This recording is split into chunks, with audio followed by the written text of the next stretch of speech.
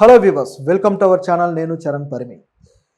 ఏపీలో చంద్రబాబు బ్రాండ్కి దెబ్బేస్తున్న పురంధరేశ్వరి చూస్తుంటే అట్లాగే కనిపిస్తుంది. ఏపీ అభివృద్ధి కోసం చంద్రబాబు ఏ విధంగా అయితే పాటుపడుతున్నారో ఆయన తన బ్రాండ్ బిల్డింగ్ కూడా ఇదే విధంగా చేసుకుంటూ వస్తుంటాడు. గతంలో కూడా చూసాం, చంద్రబాబు ఏదన్నా చేశారంటే దానికి బీభత్సమైన ప్రచారం ఉంటుంది. ఏది చేసినా సరే సెల్ ఫోన్కి సంబంధించి నేనే కొన్ని టెక్నాలజీలు తీసుకొచ్చానంటాడు. అట్లాగే ఏది చూసినా సరే ఈ టెక్నాలజీ నేనే కనిపెట్టాను, నేనే తెచ్చాను అంటూ అంత ప్రమోషన్ చేసుకోగలిగే కెపాసిటీ ఉన్న వ్యక్తి అనమాట ఆయన. హైదరాబాద్లో అయితే హైటెక్ సిటీ నిర్మాణం తర్వాత హైదరాబాద్ మొత్తాన్ని నేనే డెవలప్ చేశాను అని ఆయన ఖాతాలో వేసుకున్న సందర్భం కూడా మనం చూసాం. అయితే దీని డెవలప్మెంట్ ఒకసారిగా జరిగిందేం కాదు కదా. వందల ఏళ్ల చరిత్ర ఉన్న హైదరాబాదు తర్వాత అనేక విషయాలు అనేక సీఎంలు కూడా తీసుకుంటూ వచ్చారు. సో అవన్నీ కూడా భాగమే, ఈ ఫార్మా ఇండస్ట్రీలు కావచ్చు, ఇట్లాంటివన్నీ కూడా. అట్లా ఒక డెవలప్మెంట్ని చాలా చాకచక్యంగా తన ఖాతాలో వేసుకొని ఇమేజ్ పెంచుకోగలిగే కెపాసిటీ చంద్రబాబు గారికి ఉంది. అయితే ఇప్పుడు ఏపీలో కూడా అదే పనిలో పడ్డాడు. ఆయన ఇమేజ్ని బిల్డ్ చేసుకోవడంలో కొన్ని కీలకమైన విషయాల్లో ఆయన చాలా చాకచక్యంగా వ్యవహరిస్తున్నాడు. అమరావతి విషయంలో కావచ్చు, అమరావతి ప్లానింగ్ అదంతా కూడా గతంలో మనం చూసాం. ఇప్పుడు కూడా అదే ప్లానింగ్లో ఆయన వెళ్తున్నాడు. ప్రజలు కూడా చంద్రబాబు ఏదో చేసేస్తున్నాడు అంటూ ప్రజలు కూడా నమ్మే పరిస్థితి వచ్చేసింది. సో ఇంకా చేయాల్సి ఉంది కాబట్టి ఏం చేస్తాడో చూద్దాం. కానీ ఇప్పుడు ఆయన బ్రాండ్ ఏ విధంగా ఆయన బిల్డ్ చేసుకుంటూ ఉన్నాడు అనేది ఈ విధంగా ఉంటే, ఆయన ఎయిర్పోర్ట్స్ తీసుకొచ్చే విషయం కావచ్చు, ఇవన్నీ కూడా దీనికి ఇప్పుడు పోటీగా పురంధరేశ్వరి గారు కనిపిస్తున్నారనేది ప్రస్తుతం కనిపిస్తుంది. అంటే ఇప్పుడు ఆమె ఒక ట్వీట్ చేశారనమాట నిన్న. ఆ ట్వీట్ చూస్తే ఆ విధంగా అనిపిస్తుంది. ఆమె ఏం ట్వీట్ చేశారంటే, ఆంధ్రప్రదేశ్లో కొత్తగా మరిన్ని ఎయిర్పోర్ట్స్ రానున్నాయి అనేది ఆమె ట్వీట్ సారాంశం. గతంలో ఇప్పుడు ఆల్రెడీ ఆంధ్రప్రదేశ్లో కొన్ని ఎయిర్పోర్ట్లు, భోగాపురం ఎయిర్పోర్ట్ పెద్ద ఇంటర్నేషనల్ ఎయిర్పోర్ట్గా దాన్ని డిజైన్ చేసి దాన్ని నిర్మిస్తూ ఉన్నారు. చాలా రోజులుగా అది నత్తనడక సాగుతూ వస్తూ ఉంది. అయితే దీని విషయంలో కొద్దిగా అసంతృప్తి కూడా వ్యక్తం చేశారు టీడీపీ శ్రేణులు. ఇప్పుడు టీడీపీ శ్రేణులు ఎలాగైనా సరే త్వరగా దాన్ని పూర్తి చేయాలి అని చెప్పేసి చంద్రబాబు గారు కూడా వాళ్ళకి చెప్పడం జరిగింది. ఎవరైతే ఉన్నారో ఈ దాన్ని డెవలప్ చేస్తున్న అధికారులు వాళ్ళకి గట్టిగా చెప్పారు, ఏ నెలలో ఎంత పని అవుతుంది, ఎన్ని నెలలకు పని కంప్లీట్ అవుతుంది అని చెప్పేసి ఆయన తన తొలి సదస్సులోనే ఆ విషయాన్ని అడగడం జరిగింది. ప్రజల ముందు ప్రతిదీ కూడా మేము ముందు ఉంచుతానని ఆయన చెప్పారు. సరే, ఈ ఎయిర్పోర్ట్ అయితే బాగానే డెవలప్ చేస్తున్నారు, పూర్తవుతుంది అనుకుంటే, ఇక తర్వాత మిగతా ఎయిర్పోర్ట్ల విషయంలో కూడా కొన్ని చంద్రబాబు గారు కొన్ని కొత్త ప్రణాళికలు చేస్తూ ఉంటే, ఈలోపే పురంధరేశ్వర్ గారు కూడా కొన్ని ఎయిర్పోర్ట్స్కి సంబంధించి కొన్ని అనౌన్స్మెంట్లు చేశారనమాట. ట్విట్టర్లో పెట్టడం జరిగింది. అవేంటంటే, ఒక 3 ఎయిర్పోర్ట్లు రానున్నాయి ఏపీకి కొత్తగా అని చెప్పేసి. చిత్తూరు జిల్లాలోని కుప్పంలో ఒక ఎయిర్పోర్ట్, అట్లాగే పొట్టి శ్రీరాములు జిల్లాలో దగదర్తిలో ఒక ఎయిర్పోర్ట్, ఆ విధంగా తర్వాత శ్రీకాకుళంలో ఒక ఎయిర్పోర్ట్, ఇట్లా ఒక 3 ఎయిర్పోర్ట్లు వస్తున్నాయి అని చెప్పేసి ఆమె ట్వీట్ చేయడం జరిగింది. ఎందుకు పురంధరేశ్వర్ గారు ట్వీట్ చేయాలి? మామూలుగా టీడీపీ శ్రేణులు ఎలాగూ ఆ ఎయిర్పోర్ట్లు వస్తున్నాయి, ఇంకా మరిన్ని చిన్న ఎయిర్పోర్ట్లు కూడా రాబోతున్నాయి అని చెప్పారు కదా. ఈవిడ ఎందుకు ట్వీట్ చేసి ఉంటారు? ఆ ఎయిర్పోర్ట్ల విషయంలో ఏముంది అంటే, ప్రత్యేకంగా బీజేపీ రాష్ట్ర అధ్యక్షురాలు ట్వీట్ చేయాల్సిన అవసరం ఏముంది అనేది ఇప్పుడు ప్రశ్న అనమాట.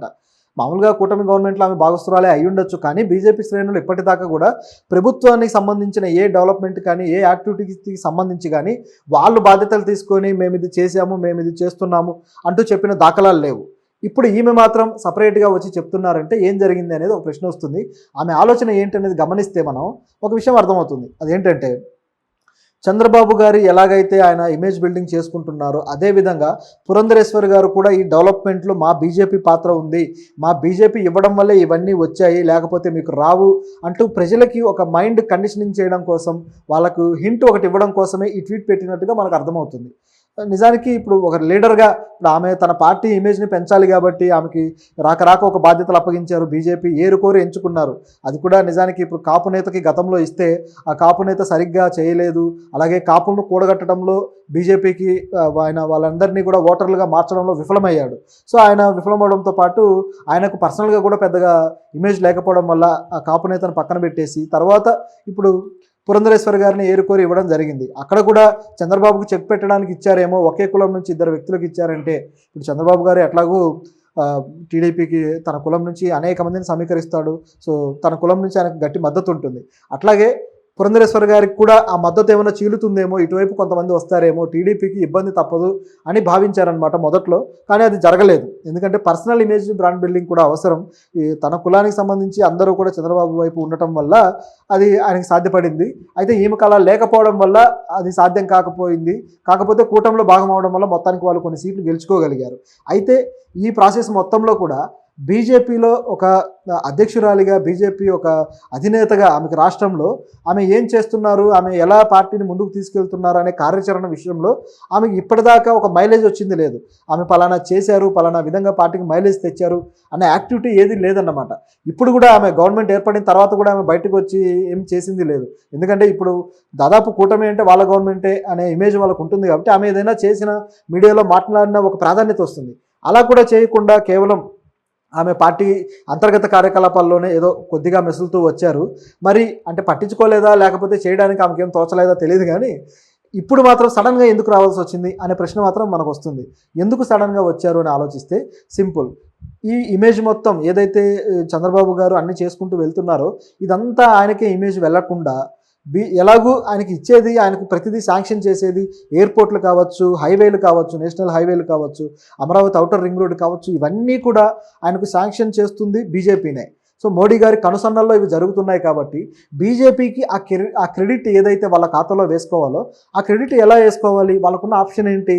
ఇక ఒకటే అనమాట, రాష్ట్రంలో బీజేపీ ఉంది, బీజేపీ నాయకురాలు ఉన్నారు కాబట్టి ఇలా ఈమె ద్వారా ఈ విషయాన్ని చెప్పిస్తే అదంతా కూడా ఆ క్రెడిట్ మా పార్టీ ద్వారా వచ్చింది అని చెప్పి ప్రజలు అర్థం చేసుకుంటారు, ప్రజలకు వాళ్ళని ఈ విధంగా మోటివేట్ చేయొచ్చు అనే ఆలోచనతోటి ఇది మోడీ గారి ఆలోచన అయి ఉంటుంది. ఇది కేవలం పురంధరేశ్వర గారికి వచ్చిన ఆలోచనలాగా ఇది కనపడటం లేదు. మోడీ, అమిత్ షా ప్లాన్ చేసి అక్కడ ఎలా ఇమేజ్ని బిల్డ్ చేయాలి బీజేపీకి అనే ఆలోచనతో ఇది చేసినట్టు కనిపిస్తుంది. తర్వాత కూడా అనేకం ఈ విధంగా రావచ్చు. ఈ 3 ఎయిర్పోర్ట్లే కాదు, ఇంకా తర్వాత కొన్ని ఎయిర్పోర్ట్ల విషయంలో కూడా చంద్రబాబు గారు ఆలోచిస్తున్నారు. సో ఈ ఎయిర్పోర్ట్ల విషయంలో కూడా ఆమె మళ్ళీ ఆమె తనే అనౌన్స్ చేయొచ్చు ఈ విధంగా వస్తున్నాయని చెప్పేసి. ఇదే కాకుండా ఇంకా హైవేలు ఉన్నాయి, అలాగే రోడ్లు ఉన్నాయి. రాష్ట్రంలో చాలా రోడ్లు దెబ్బతిని ఉన్నాయి. సో ఈ రోడ్ల విషయంలో కూడా ఎక్కడ ఏ రోడ్లు రాబోతున్నాయి అనే విషయంలో కూడా ఒకవేళ కేంద్రం నుంచి ఏమైనా నిధులు వస్తే ఆ నిధుల విషయంలో కూడా ట్వీట్లు చేసే అవకాశం ఉంది. ఇదొకటే కాదు, అనేకం కేంద్రం నుంచి ఏవైతే ప్రాజెక్టులు తీసుకొని రావాల్సి ఉందో ఆ ప్రాజెక్టుల విషయంలో కూడా ఈమె ట్వీట్లు చేయొచ్చు. అలాగే తన నాయకులతోటి ప్రెస్ మీట్లు పెట్టి మాట్లాడే అవకాశం కూడా లేకపోలేదు.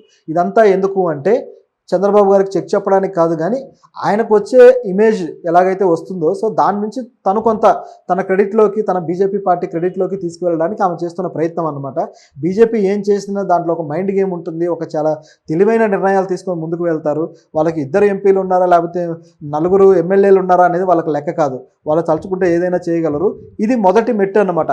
అయితే ఇందులో మరి టీడీపీకి డౌట్ రాలేదా అంటే వచ్చే ఉండొచ్చు. చంద్రబాబు గారి ఇమేజ్ని హైజాక్ చేసే ప్రయత్నం అనే డౌట్ వచ్చే ఉండొచ్చు టీడీపీకి. అయితే ఇప్పటికిప్పుడు వాళ్ళు రియాక్ట్ అయ్యే పరిస్థితి లేదు కాబట్టి వాళ్ళు కామ్గానే ఉంటారు. ఆమె చెప్పేదాన్ని వాళ్ళు పెద్దగా ఫోకస్ చేయరు. అయితే టీడీపీ మీడియా కూడా దీన్ని అంత బలంగా రాస్తుందని చెప్పి మనం అనుకోవడానికి లేదు.